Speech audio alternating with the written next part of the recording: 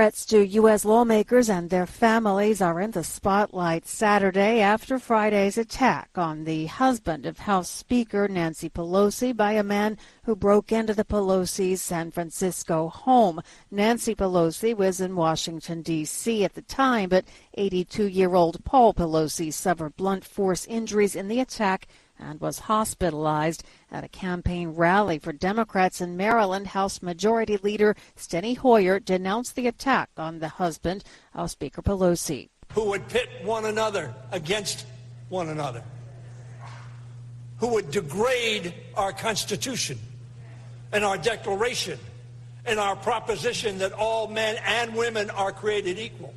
That's House Majority Leader Steny Hoyer.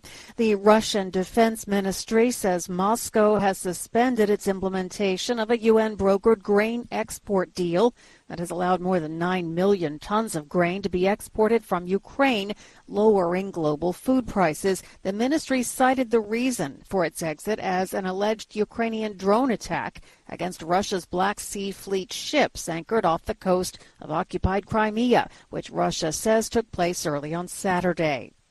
The head of Iran's powerful Revolutionary Guards warned protesters that Saturday would be their last day of demonstrations in a sign that security forces intend to intensify their crackdown. Iranians have defied such warnings throughout the popular revolt, in which women have played a prominent role. 2 car bomb explosions at the Education Ministry in Somalia's capital, Mogadishu, have killed or wounded scores of people on Saturday, this according to police and the state news agency. The oldest prisoner to be held at Guantanamo Bay has been released and returned to his home country. AP correspondent Mimi Montgomery has the story. The Foreign Ministry in Islamabad and the U.S. Defense Department are confirming that 75-year-old Saifullah Paracha, a Pakistani national, was released and reunited with his family after spending more than 17 years in U.S. custody in Cuba. After being captured in 2003, Paracha was held at Guantanamo on suspicion of ties to Al-Qaeda, but was never charged with a crime. The notification of his release does not give a detailed reasoning for the decision, but it concludes that Paracha is not a continuing threat to the United States. I'm Mimi Montgomery. A well-known Haitian politician was killed in an apparent gang attack in an affluent suburb of the capital, Port-au-Prince. This, according to Haitian media on Saturday, amid a gang blockade of a fuel terminal that's created a humanitarian crisis. Eric Jean-Baptiste, the head of the rally of Progressive National Democrats, was returning to his home on Friday night when assailants riddled his car with bullets.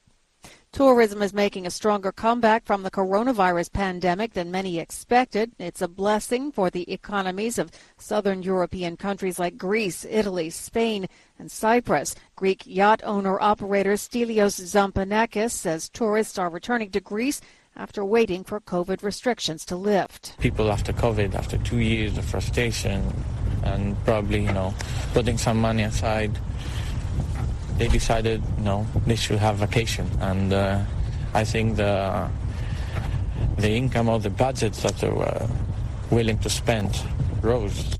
Some experts say this year's boom, however, will not prevent financial troubles next year when tourism-dependent countries may grapple with the cost of living crisis driven by inflation and high energy costs.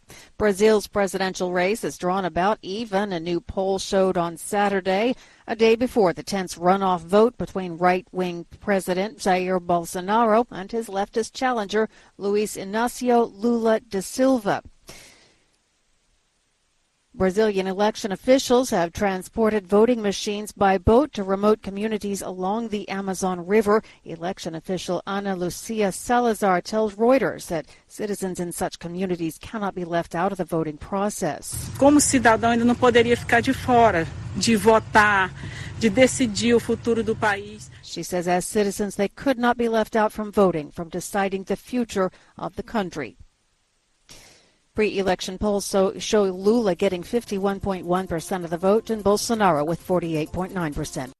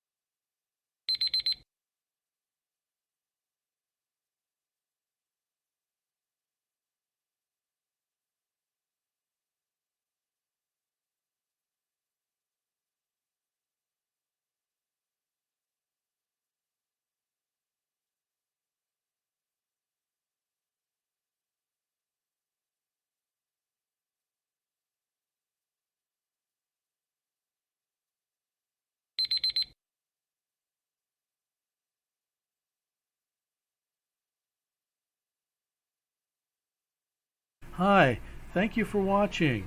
I hope the videos are useful for you. Please subscribe to my channel using the button below.